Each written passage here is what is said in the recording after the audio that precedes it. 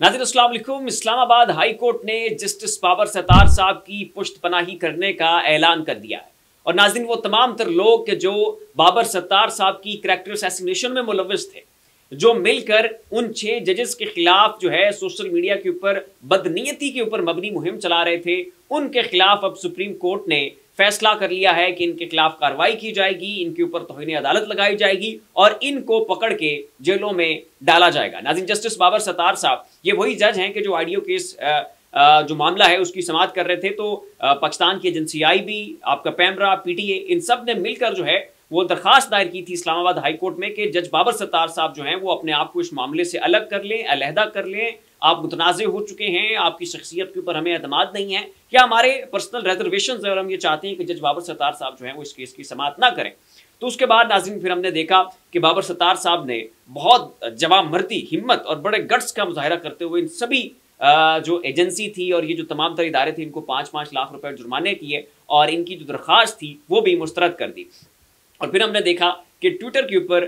जो जस्टिस बाबर सत्तार साहब हैं उनकी जो पर्सनल डिटेल्स हैं, उनके जो ट्रैवल डॉक्यूमेंट्स हैं, जो ट्रैवल की सारी हिस्ट्री है, इसके अलावा उनके जो सारे एसेट्स हैं उसकी तफसीलात जो है वो सोशल मीडिया के ऊपर फ्लोट कर दी गई थी। उसके अलावा उनकी किरदारकुशी शुरू हो गई, कहा कि जी इनके पास दोहरी शरीयत है वगैरह वगैरह वगैरह। तो पूरी जनाब उनके खिलाफ एक मुहिम का ट्विटर के ऊपर आगाज़ हो गया था और इसके ऊपर भी जज अतर मिनल्ला साहब जो हैं सुप्रीम कोर्ट में बैठ के उन्होंने बड़े सख्त किस्म के रिमार्क्स दिए थे। और इस इंसिडेंट को भी सुप्रीम कोर्ट में जो 6 जजेस वाले मामला चल रहा है वहाँ पर समाअत हो रही है, इस इंसिडेंट को भी दरमियान में शामिल करके फिर तबसरा किया गया। जजेस ने रिमार्क दिए और जजेस ने ये सवालात भी उठाए कि पाकिस्तान की एजेंसियों और पाकिस्तान के इदारों के पास ये डाटा है, तो अगर अब ये लीक हुआ है तो फिर इसके लिए जिम्मेदार कौन है? यकीनन पाकिस्तान के इदारे जो हैं वो इसके लिए जवाबदेह होंगे। तो अब नाजरीन इस्लामाबाद हाई कोर्ट ने जज बाबर सत्तार साहब को इंसाफ देने का फैसला किया है और उन्होंने इन तमाम तर लोगों के खिलाफ, इन तमाम तर एलिमेंट्स के खिलाफ जो है वो तौहीन अदालत की कार्रवाई करने का ऐलान कर दिया है कि जो जज बाबर सत्तार साहब की किरदारकुशी में मुलव्वस थे, जिन्होंने जज बाबर सत्तार साहब के पर्सनल डॉक्यूमेंट्स, ट्रैवल हिस्ट्री और एसेट्स की जो डिटेल है वो सोशल मीडिया के ऊपर डाली थी।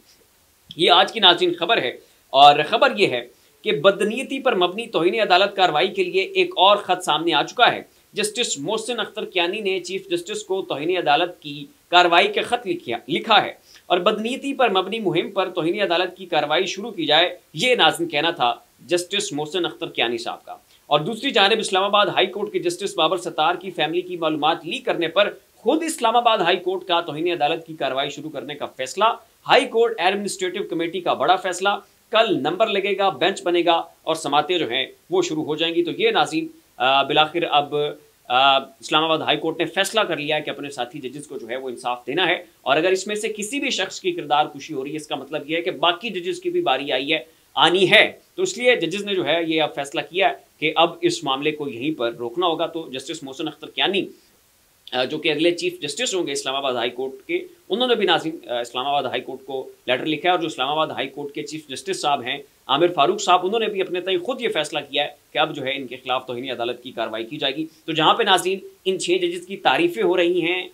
इनके हक़ में सोशल मीडिया खड़ा हो चुका है, इनका दिफा किया जा रहा है, मीडिया के नुमाइंदे जो हैं वो इनका बड़ा भरपूर अंदाज में दिफा कर रहे हैं और इनकी बड़ी तारीफ़ें की जा रही हैं कि इन जजेस ने बड़ी हिम्मत का मुजाहिरा किया, अपने कैरियर इन्होंने दाव के ऊपर लगा दिए हैं, बहुत बड़ी कुर्बानी दी है और तमाम तरह जो है ये मंजर आम के ऊपर लेकर आए हैं। और इन जजेस को ये भी पता था कि अगर ये कदम उठाते हैं तो उसके बाद इन्हें बड़े संगीन किस्म के नताइज का सामना करना पड़ेगा, लेकिन जजेस ने जो है वो बिलाखिर फैसला किया और वो चीज़ें हक़ाइक़ और जो हैं वो सारा डिटेल्स वो मंजर आम के ऊपर लेके और उस खत को भी जो है उन्होंने पब्लिक कर दिया। सुप्रीम जुडिशल काउंसिल को भी वो लेटर लिखा और उसके बाद उसे पब्लिक भी कर दिया। तो जहां पर इन जजेस की तारीफें हो रही हैं वहीं पे फायज ईसा साहब जो है उनके ऊपर तनकीद हो रही है। हामिद मीर साहब लिखते हैं कि जस्टिस काजी फायज ईसा को 2021 में वर्ल्ड प्रेस फ्रीडम इंडेक्स में पाकिस्तान के 145वें नंबर तक गिर जाने पर बड़ी तशवीश थी। तो जब फायज ईसा साहब चीफ जस्टिस नहीं थे, 2021 की बात थी, तब पाकिस्तान में जो सहाफ़ियों को जो हक़ आज़ादी हासिल है उसमें पाकिस्तान का जो इंडेक्स है वो 145 था। तो पाकिस्तान 145वें नंबर के ऊपर था और तब फायज ईसा साहब को बड़ी तकलीफ होती थी, अपनी तशवीश का इजहार किया करते थे। लेकिन अब 2024 में जब फायज ईसा साहब खुद पाकिस्तान के सबसे बड़े काजी हैं, इंसाफ के फराहम करदा हैं और इनके पास बहुत सारे इख्तियारात हैं, ये साफ़ियों को इंसाफ दिलवा सकते हैं, तो अब जनाब पाकिस्तान के जो साफ़ियों को हक़ आज़ादी हासिल है उसमें मज़ीद तनज़ील हुई है और पाकिस्तान 152 के नंबर के ऊपर पहुंच चुका है। 10 दर्जे की ये तकरीबन तनज़ील हुई है, लेकिन अब फाइज साहब जो हैं वो खामोश हैं, चुप हैं, और कभी उन्होंने जो है वो अपनी तशवीश का इजहार नहीं किया। और मजीद लिखते हैं हामिद मीर साहब के जबकि रूल ऑफ लॉ की रैंकिंग में पाकिस्तान का 130वां नंबर है, लेकिन फाइज साहब जो है इस मामले के ऊपर खामोश हैं। समी इब्राहिम साहब लिखते हैं कि इस्लामाबाद में आला ओहदे पर बैठा हुआ एक तकरीबन नीम पागल शख्स जब देखता है कि पीटीआई खोया हुआ मकाम हासिल कर रही है तो वो 9 मई पर नाचना शुरू कर देता है। सिद्दीक जान साहब नाज़रीन जोमानी अंदाज में ट्वीट करते हैं फाइज साहब के बारे में और कहते हैं कि बार बार कहा जा रहा था कि नशे में कहीं वो तनहा न रह जाए, और वही हुआ। इंतकाम के नशे में वो तकरीबन तनहा रह गया। अब तन्हाई यहाँ पे उनका सिद्दीक जान साहब का यहाँ पर इशारा है कि जो 6 जजेस वाले मामले के ऊपर समाअत हो रही थी और उस पर साथी जजेस जो है वो रिमार्क्स दे रहे थे, तो अतर मिनल्ला साहब हो जाए, मंसूर अली शाह साहब हो जाएं,